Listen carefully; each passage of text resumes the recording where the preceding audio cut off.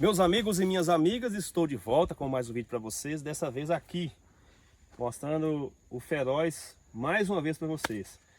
Olha que planta bem arquitetada, planta sadia, a gente não observa doença nenhuma, nem nas folhas do bacheiro, muito menos nas folhas mais altas, enfim. Esse feroz hoje está contando exatamente dia 28, dia 29 hoje. Esse feroz está contando hoje exatamente 57 dias. Nós plantamos ele no dia 2 de novembro, dia de finados. Muito bem. Então, do chão ao pendão 60 dias se vão, como disse a poeta. Esse já começou a emborrachar. O que é emborrachar? É soltar essa lança. Dentro dessa lança aqui já tem o pendão formado. Deixa eu ver se eu consigo achar para vocês aqui o pendão. Deixa eu ver um mais baixo aqui. Porque tá bem alto o milho, viu? Deixa eu tentar abrir aqui para vocês, sem danificar a planta, porque eu tô com tanto ciúme desse milho aqui, cara, que eu vou falar para você uma coisa, viu? Ó, tá aí, ó. O pendão do feroz já sendo formado, praticamente formado aos 57 dias. E o que eu gostaria de mostrar para vocês hoje é o desenvolvimento desse milho, como eu tenho mostrado para vocês em outros vídeos aqui o desenvolvimento dele. Já mostrei isso aqui desde o início. A planta hoje está com mais ou menos 2,5 metros de altura, antes de soltar o pendão. Com certeza esse milho que vai bater aí uns de 3 a 3,5 metros de altura. Cana grossa, ó, cana grossa, cana grossa, cana grossa, cana grossa. Aqui é um pé filho, ó. Por que está pé filhando aqui? Por dois motivos. Primeiro, porque a planta ela entendeu que não tem ninguém do lado dela, ela solta pé filho. Isso é o primeiro motivo. Planta, pessoal, é uma gramínea igual pasto. Na verdade não é gramínea mais que fala, agora é poácea. Então, poácea, gramínea é uma coisa. Pasto, cana, capiaçu, qualquer grama são gramíneas ou poáceas da família do milho. Elas soltam pé-filhos, logo o milho também solta pé-filho. É só ele perceber que não tem ninguém perto. Se for um milho perfilhador, no caso o feroz é. Então, pessoal, veja bem.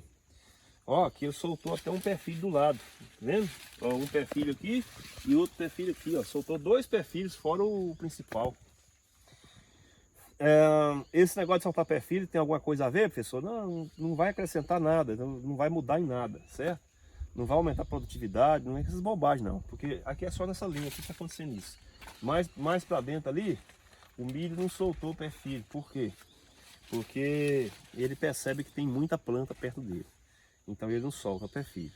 O outro motivo de soltar pé-filho é percevejo. Quando o percevejo pica o milho, suga o milho, né, com o aparelho bucal dele, ele acaba injetando aí uma substância química que faz o milho perfilhar. Bom, mas vamos lá, vamos voltar aqui ao tema do vídeo. Então, o milho, aos 57 dias, batendo 2,5 metros de altura, ele já começou a soltar aqui, ó uma espiguinha vindo aqui, ó. Tá vendo que aqui tá mais grossinho, ó? Então daqui vai sair uma espiga, e provavelmente daqui sai outra. Então esse milho é um milho dobrador de espiga. A bonequinha sendo formada aqui, ó. Tem uma bonequinha sendo formada. E olha só a grossura da folha. Olha só que folha grossa que é a folha do feroz. Isso aqui rende pra caramba quando você vai fazer silo, tá? Rende muito. Detalhe, folha larga e sadia. Que não adianta a folha tá larga e tá tudo seco aqui embaixo, doente. Tinha uma tesourinha aqui. A tesourinha é um inimigo natural da lagarta do cartucho. Bom, tá aí o feroz aos seus 57 dias. É um milho impressionante. Eu gostaria de chamar a atenção dos senhores e das senhoras para a escolha do híbrido de milho que você vai plantar. Você tem que saber escolher qual é o melhor híbrido para você. Tem que saber. Como é que eu faço para aprender a escolher o melhor híbrido para mim? Estudando o setor do milho. Se você vai plantar milho, comece a estudar as variedades de milho, qual tipo de adubo que você joga. Você tem que fazer correção de solo, se não tem, quantos milímetros de chuva que tem que cair em cima da lavoura para você ter sucesso com a lavoura. Não é assim, ó, deu na minha cabeça que eu vou plantar milho e sair plantando. Não, calma lá, peixe. Tudo tem um critério. Você tem que estudar primeiro a cultura. Precisa ser agrônomo para estudar cultura? Necessariamente não. Melhor que fosse. E quem não é? Quem não é pode estudar e pode ser, entrar na faculdade. Quem não tiver condição de entrar na faculdade ser, e não tiver interesse de ser, não tem problema. Basta você ser uma pessoa humilde e procurar aprender com aqueles que estão entendendo do esquema. Então a primeira coisa que tem que fazer é o quê? Estudar sobre a cultura do milho, para que você possa ter conhecimento suficiente para você saber escolher a melhor variedade. Porque quando o vendedor vai na sua fazenda, ele vai empurrar em você o milho que ele tiver. O milagre só acontece na mão do vendedor, nunca na mão do produtor. Ah, eu tenho um milho ali, o milho é bom demais, rapaz. Pensa no milho bom. Vocês não têm noção do que de proposta chega no meu Instagram, todo dia no Instagram, porque eu não passo zap meu, senão não tem sossego. Mas o pessoal descobre o Instagram e manda um monte de mensagem querendo mandar milho para mim, para eu testar, certo? Eu até testaria se eu tivesse área para fazer isso, se eu tivesse condições para fazer isso, mas a gente aqui é a correria. E nossa área é pequena, então não dá tempo de você ficar fazendo isso. Aonde é feito isso? Nas faculdades. As universidades é que têm a obrigação de testar produto para levar produto. O produtor não tem que testar nada, o produtor tem que pegar pronto, certo? E, infelizmente, as faculdades de hoje já estão pensando mais em dinheiro do que no aluno. Eu sou professor em faculdade, eu sei o que eu estou falando. Infelizmente é isso. Hoje o ensino, principalmente da agronomia, virou mercado puro. Agora tem ciência aí que é muito mais mercado que agronomia. Só não vou falar aqui para... Tem umas coisas que eu falo que vira polêmica, então é melhor não falar nada. Bom, então você tem que saber qual é o tipo de milho que você vai plantar na sua propriedade, para que você não seja passado para trás e não plante milho errado. Olha só, chegou um monte de proposta para mim plantar milho. Planta esse, planta aquele, vou te dar, não sei o que, papá. Eu não quis nenhum. Eu sabia que o feroz era bom e eu fui lá, comprei a semente, plantei aqui e está aqui o resultado. O dia que chegar uma semente na minha mão, que o cara vir trazer para mim plantar e que eu tiver condições de plantar ela, eu plantar com minha livre e espontânea vontade de risco, eu planto e se for bom, eu falo para vocês que é bom e recomendo comprar. Mas por enquanto vamos ficar no feroz. O feroz está indo bem do Iapoque ao Chuí. Eu tenho notícia de gente plantando feroz lá no Nordeste que está indo bem, e tem notícia de gente que está plantando no Rio Grande do Sul e se dando bem também. Ou seja, é um milho que se dá bem nessas amplitudes de plantio, essas amplitudes de área de plantio, de diferentes latitudes. O milho é extremamente influenciado pela latitude do lugar, ou seja, a localização da sua propriedade no globo terrestre. Você está localizado aonde? No Nordeste, no Sudeste, no Sul? Isso vai influenciar no milho, se caso o milho seja sensível ao lugar que ele está sendo plantado, ao clima. Sabe por quê, pessoal? O milho precisa de temperatura.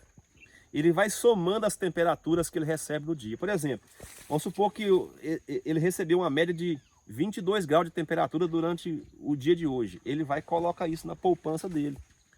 Amanhã ele recebeu mais 22, ele põe esses 22 lá. Ele vai somando as temperaturas que ele recebe, vai guardando na caderneta dele. Quando o milho chegar a uma quantidade X de temperatura que ele recebeu no dia, de calor que ele recebeu, ele vai florescer. Ele vai soltar inflorescência.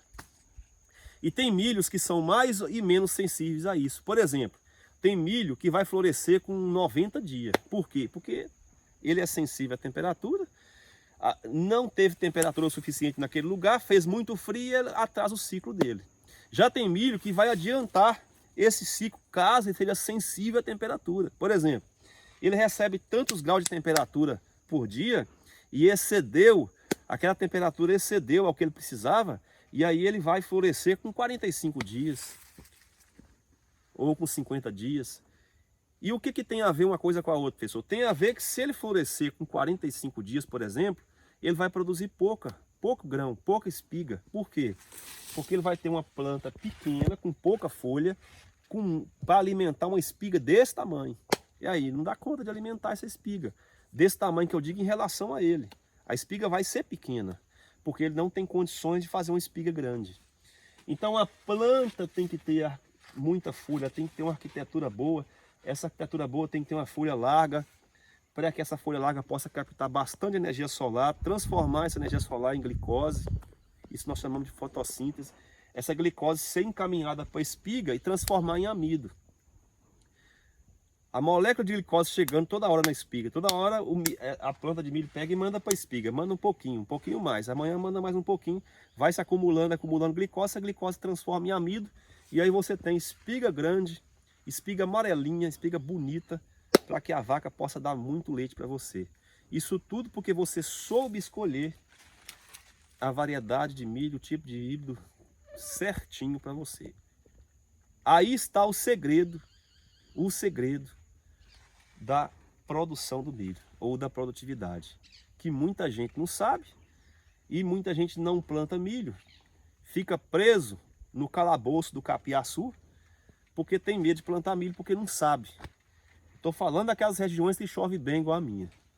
Agora, se na sua região não chove, você vai ficar quietinho nos capim da vida, nas canas da vida, e está tudo certo. Caso contrário, estude e plante uma cultura que vai te entregar bastante amido, porque quem faz da leite chama-se amido, energia, NDT. Proteína, que é o que vocês têm tanto medo da tal da proteína, não é o carro-chefe da produção leiteira. Carro-chefe da produção leiteira para vacas de alta produção chama-se energia. E energia vem do amido. Muito obrigado, curte, compartilha, se inscreva no canal e até o próximo vídeo, se Deus quiser.